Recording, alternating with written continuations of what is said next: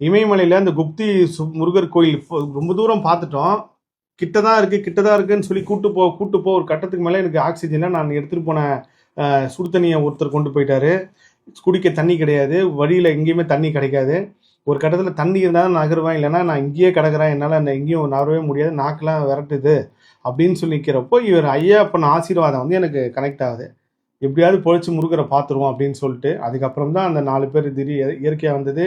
என்னோட உதவியாளர் போய் 2 மணி நேரம் மேலே போய் தண்ணி எடுத்துகிட்டு வர வரைக்கும் நான் வந்து ஏதோ ஒரு சக்தி நம்மளை பிடிச்சி நின்றுச்சுன்னு தான் சொல்லணும். அப்படியே மூச்சு வாங்கி உட்காந்து அதுக்கப்புறம் சுடு தண்ணி எடுத்துகிட்டு வந்ததுக்கப்புறம் குடிச்சிட்டு போய் போனேன்.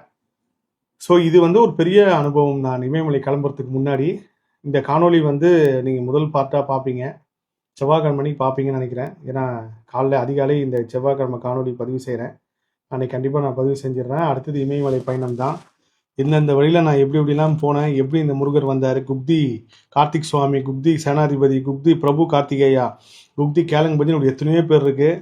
அதில் வந்து முதல் தமிழராக நான் போனேன்னு சொல்லி நான் பதிவு செஞ்சேன். இது எல்லாம் எப்படி நடந்துச்சு, எங்கே வந்து தப்பு நடந்துச்சு, ஏன் வந்து இவ்வளோ ஸ்ட்ரகிள்ஸ் காரணன்றது எல்லாத்தையுமே நான் அடுத்த காணொலியில் பதிவு செய்கிறேன். அந்த ஐயாவோட ஃபோட்டோவும் அனுமதி வாங்கி நான் பதிவு செய்கிறேன். பாருங்கள், தெய்வம் இருக்குது, நம்புகிறவங்களுக்கு தெய்வம் இருக்குது, இது உண்மை. இயற்கையும் இருக்குது. எல்லா புகழும் முருகனுக்கே. நன்றி.